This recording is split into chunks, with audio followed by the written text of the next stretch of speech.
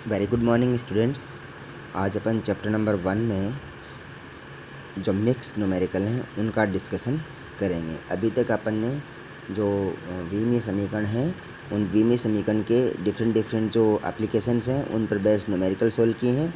आज इसमें से बेस्ड कुछ सिलेक्टेड और इम्पोर्टेंट जो एग्ज़ाम के हिसाब से यूज़फुल हैं ऐसे कुछ न्यूमेरिकल अपन सॉल्व करेंगे। तो numerical based on the system change कि एक सिस्टम से दूसरे सिस्टम में कन्वर्ट करते हैं, तो उसमें जो उस पर बेस्ड जो न्यूमेरिकल है उन न्यूमेरिकल का अपन सॉल्यूशन करेंगे। तो इसमें सबसे पहला जो सवाल लिया मैंने, relation between kilogram and electron volt, कि इसमें जो ऊर्जा है, एनर्जी है, एनर्जी को अपन किलोग्राम के रूप में भी लिख सकते हैं। अगर किलोग्राम प्रति सी स्क्वायर, जो सी है यहाँ पर वेलोसिटी है, वेलोसिटी की फॉर्म में भी उसको लिखा जा सकता है। जूल के रूप में भी लिखा जा सकता है और कैलोरी के रूप में भी लिखा जा सकता है, इलेक्ट्रॉन वोल्ट के रूप में लिखा जा सकता है। लेकिन क्या है कि आइंस्टाइन के नियम के अनुसार, आइंस्टाइन का जो सूत्र है, मास ऊर्जा सूत्र है, ई बराबर mc²। तो इसके अनुसार क्या है कि ऊर्जा और द्रव्यमान एक दूसरे के पूरक माने गए, अर्थात ऊर्जा को द्रव्यमान के रूप में, द्रव्यमान को ऊर्जा के रूप में लिखा जा सकता है। इसलिए यहाँ पर मैंने किलोग्राम और इलेक्ट्रॉन वोल्ट लिखा है। किलोग्राम एक्चुअली द्रव्यमान का मात्रक है, लेकिन वह ऊर्जा का ही, द्रव्यमान है वह ऊर्जा का ही एक रूप है। इसलिए किलोग्राम और इलेक्ट्रॉन वोल्ट के रूप में जो रिलेशन है वो किस प्रकार से, वो अपन आज यहाँ पर डिस्कस करेंगे। तो यहाँ पर सवाल दिया गया है कि एक जो एटॉमिक मास यूनिट है AMU है, उसका जो द्रव्यमान होता है वह 1.67 10⁻⁻27 किलोग्राम होता है। यह जो इसका एक एटॉमिक मास यूनिट होता है वह इसके बराबर होता है। नॉर्मली इसको अगर आप समझना चाहें तो जो नाभिकीय मॉडल है, जो अपन परमाणु की बात करते हैं, तो जब देखते हैं कि नाभिक के अंदर न्यूट्रॉन और प्रोटॉन होते हैं और नाभिक के चारों तरफ हमें इलेक्ट्रॉन चक्कर लगाते हैं। क्योंकि इलेक्ट्रॉन का जो द्रव्यमान होता है वह 9.1 10⁻³ किलोग्राम होता है, और जो न्यूट्रॉन और प्रोटॉन है वो लगभग समान मास के कण होते हैं, दोनों में लगभग समानता ही होती है। तो दोनों के जो द्रव्यमान है वो लगभग बराबर होते हैं। थोड़ा सा न्यूट्रॉन का मान है वह प्रोटॉन की तुलना में ज़्यादा होता है, लेकिन अगर राउंड फिगर में माना जाए तो दोनों का द्रव्यमान है वह लगभग 1.67 10⁻⁻27 के लगभग ही आता है किलोग्राम में। न्यूट्रॉन थोड़ा सा हैवी है। तो आइंस्टाइन का जो द्रव्यमान ऊर्जा संबंध है, E बराबर mc² दिया गया है, जहाँ पर m है वह द्रव्यमान है किसी बॉडी का, एटम का जो भी मॉलिक्यूल न्यूक्लियस, उसका दिया गया मान है, और c the velocity of light है, प्रकाश का वेग है।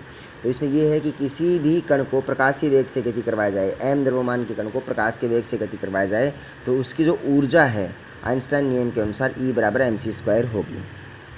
तो यहाँ पर E का मान दे रखा है, E का मान है वह mc² के बराबर है। तो m है वह एक एटॉमिक मास यूनिट है। एक एटॉमिक मास यूनिट का मतलब हो गया, उसको किलोग्राम में कन्वर्ट कर लीजिए, तो किलोग्राम के अनुसार उसका मान होगा 1.67 10⁻⁻27 किलोग्राम। तो E बराबर mc² में m का मान रखा, और c है वह प्रकाश का वेग है 3 × 10⁸, और इसका स्क्वायर कर दिया। यह 3 × 10⁸ मीटर पर सेकंड स्क्वायर है, मीटर में है, ध्यान रखिए इस बात का, और ये किलोग्राम में है। ओके, जब इसको कैलकुलेट करेंगे तो इसको कैलकुलेट करने पर जो E का मान आएगा वह होगा 15.03 × 10⁻⁻11 जूल। अब देखिए यहाँ पर जो ऊर्जा आई है, वह जो ऊर्जा है वह जूल के रूप में आई है, ये जूल के रूप में एनर्जी आई है, जो ऊर्जा मिली है। अब चूँकि अपन ने जो द्रव्यमान लिया था वो लिया था किलोग्राम के रूप में, ध्यान रखिए। तो अपन ने किसी भी द्रव्यमान को ऊर्जा जूल के रूप में वैल्यू प्राप्त कर ली है। अब इसी को ही अपन इलेक्ट्रॉन वोल्ट में कन्वर्ट करना चाहते हैं। तो इससे अपन को पता चल जाएगा कि एक एटॉमिक मास यूनिट है जो एक AMU है, ये एक AMU है, वह कितने इलेक्ट्रॉन वोल्ट के बराबर होता है। अपन को पता है एक AMU 1.67 × 10⁻⁻27 kg है, तो इसके बराबर ही वह इलेक्ट्रॉन वोल्ट में वैल्यू आ जाएगी। तो देखिए, सबसे पहले अपन को पता है कि किसी भी एनर्जी को जो जूल में दी गई है उसको अगर इलेक्ट्रॉन वोल्ट में कन्वर्ट करना है, तो उसमें इलेक्ट्रॉन का जो चार्ज है उसका भाग दे दीजिए, और इलेक्ट्रॉन का चार्ज है वह 1.6 × 10⁻⁻19 कूलम होता है। जब इसका भाग देंगे तो वैल्यू भाग देने के बाद में जो वैल्यू आएगी वह होगी अपनी इसमें आएगी लगभग 931 × 10⁶ इलेक्ट्रॉन वोल्ट। मैंने पहले ये देखिए यहाँ पर 10⁶ मैंने यहाँ पर लिखा हुआ है, इसको भाग देंगे तो 931 × 10⁶ इलेक्ट्रॉन वोल्ट। यह एक्चुअली 1.6 की बजाय 1.60 समथिंग वैल्यू है, तो ताकि एक्यूरेट 1.6 नहीं है, तो हो सकता है कि कैलकुलेशन में थोड़ा बहुत ऊपर नीचे हो, वो राउंड फिगर में कोई दिक्कत नहीं है इसकी। ओके, तब ये वैल्यू अपनी आएगी 931 × 10⁶ इलेक्ट्रॉन वोल्ट। अब चूँकि 10 की घात 6 है तो किसी की पावर 10 की घात 6 है तो वह मेगा में होता है, 10 की घात -6 है तो माइक्रो यूनिट होती है, माइक्रो में लिखते हैं उसको। तो यहाँ पर इसको अपन 10 की घात 6 को हटाएंगे और इसकी वैल्यू कर देंगे मेगा इलेक्ट्रॉन वोल्ट। अर्थात अपन कह सकते हैं कि एक एटॉमिक मास यूनिट, यहाँ पर देखिए जो ऊर्जा आई है वह ऊर्जा आई है 931 मेगा इलेक्ट्रॉन वोल्ट। तो यहाँ पर ऊर्जा को अगर द्रव्यमान के रूप में माना जाए तो एक एटॉमिक मास यूनिट है, एक एटॉमिक मास यूनिट है, वह किसके बराबर है? 931 मेगा इलेक्ट्रॉन वोल्ट के बराबर द्रव्यमान की फॉर्म में इसको माना जाए तो। और अगर एनर्जी की फॉर्म में माना जाए, सॉरी एनर्जी की फॉर्म में 931 मेगा इलेक्ट्रॉन वोल्ट है, अगर इसको द्रव्यमान की फॉर्म में मानोगे तो इसमें c² भी कर देते हैं, कई बार इसमें c² कर देते हैं, लेकिन कोई ज़्यादा खास दिक्कत वाली बात नहीं है। इसको अपन 931 मेगा इलेक्ट्रॉन वोल्ट ही लेते हैं और जब द्रव्यमान के रूप में लेंगे तो यहाँ (c² कर देंगे, जो कॉमन है। कई आगे जो रिसर्च लेवल की हाई स्टैंडर्ड की बुक है उसमें दिया गया है कि नॉर्मली c बराबर 1 मान लिया जाता है इस रेफरेंस के लिए, तो वो कोई दिक्कत वाली बात यहाँ पर नहीं है। ध्यान रखिएगा, जो जूल है वह ऊर्जा का बड़ा मात्रक है, मतलब जूल है वह अगर कोई ऊर्जा को जूल में दर्शा रहे हैं तो वह बड़ी ऊर्जा है एक प्रकार से, और जो इलेक्ट्रॉन वोल्ट है वह छोटी ऊर्जा है। इसीलिए अपन यहाँ पर देख रहे हैं कि जो एनर्जी अपन को यहाँ पर मिली है वह है 15.03 गुणा 10 की घात 11 जूल। अगर इसी को मैं कन्वर्ट कर रहा हूँ तो मेगा इलेक्ट्रॉन वोल्ट में, तो ये 931 मेगा इलेक्ट्रॉन वोल्ट यहाँ पर मिल रही है। तो इलेक्ट्रॉन वोल्ट में 10 की घात 6, इसका मतलब है जूल। अगर अपन देखते हैं कि यहीं से अपन सिंपल सा कैलकुलेशन भी कर सकते हैं कि 1 जूल, अगर ये यहाँ पर देखा कि 1 जूल में कितने इलेक्ट्रॉन वोल्ट होंगे, तो 1 जूल में होंगे 1.6 गुणा 10 की घात -19। ये देखिए, क्योंकि अपन डिवाइड करेंगे 1.6 गुणा 10 की घात -19 इलेक्ट्रॉन वोल्ट के द्वारा इसमें। ओके, अब अगला इसमें एग्जांपल देखिए कि कोई भी एक यूरेनियम नाभिक दिया गया है और उसका जो द्रव्यमान है वह दिया गया है 0.2154 AMU, इसका द्रव्यमान दिया गया है। तो इसके कारण से जो उत्पन्न ऊर्जा होगी, इसके डीके के कारण से, इसके विखंडन के कारण से, तो वह उस ऊर्जा को जूल में और कैलोरी में और मेगा इलेक्ट्रॉन वोल्ट में या इलेक्ट्रॉन वोल्ट में, तीनों के अंदर इसका मान ज्ञात करना है। तो सबसे पहले देखिए 1 AMU के बराबर अपन ने कितना मान निकाला है? 1 AMU के बराबर मान निकाला अपन ने 931 मेगा इलेक्ट्रॉन वोल्ट। तो यहाँ पर जो AMU में मान दिया गया है वह 0.2154 AMU दिया गया है, तो उसमें कितना मेगा इलेक्ट्रॉन वोल्ट होगा? तो उसमें मेगा इलेक्ट्रॉन वोल्ट तो 0.2154 गुणा 931 मल्टीप्लाई कर देंगे। 1 AMU में 931 मेगा इलेक्ट्रॉन वोल्ट है, तो 0.2154 AMU में कितना होगा? तो 931 इसका मल्टीप्लाई करेंगे तो मान आएगा 200.53 मेगा इलेक्ट्रॉन वोल्ट, इसका मान आ जाएगा।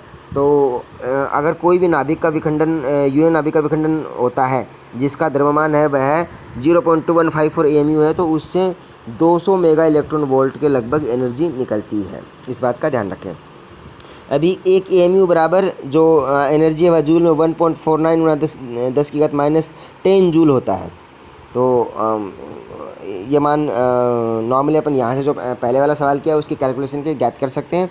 तो 0.2154 AMU में कितना होगा? तो इसको 0.2154 से मल्टीप्लाई कर दीजिए, तो 0.2154 गुणा 1.49 गुणा 10 की घात -10 जूल से मल्टीप्लाई किया तो ये आ गया 0.3209 गुणा 10 की घात -10 जूल। ये वैल्यू अपन को मिल गई है। अब ऐसे अब इसको अपन कैलोरी में भी कन्वर्ट कर सकते हैं कि नॉर्मली क्या होता है कि 4.2 जूल होता है वह 1 कैलोरी के बराबर होता है, और इसका अगर विपरीत करेंगे तो 1 जूल में मान निकालेंगे तो जो वैल्यू आएगी कैलोरी की वो होगी 0.2381 कैलोरी। तो अगर अपने पास में 4.2 जूल एनर्जी है तो वह 1 कैलोरी के बराबर होगी।